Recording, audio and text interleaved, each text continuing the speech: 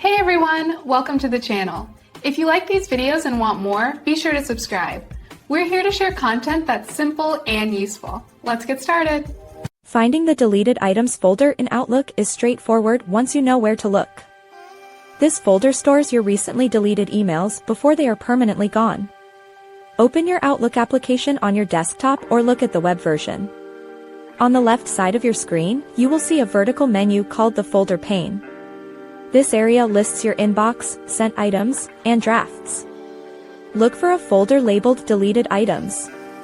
If you are using a Gmail account or a specific IMAP setup within Outlook, this folder might be named Trash instead. If you do not see it immediately, look for a small arrow next to your email address or the word folders. Click that arrow to expand the list. Sometimes the folder is hidden inside a subfolder or tucked away at the bottom of the list.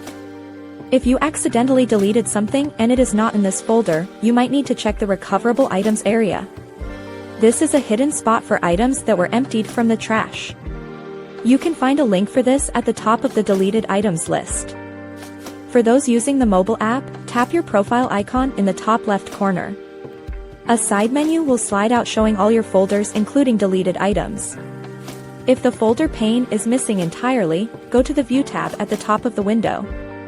Click on Folder Pane and select Normal to make it reappear.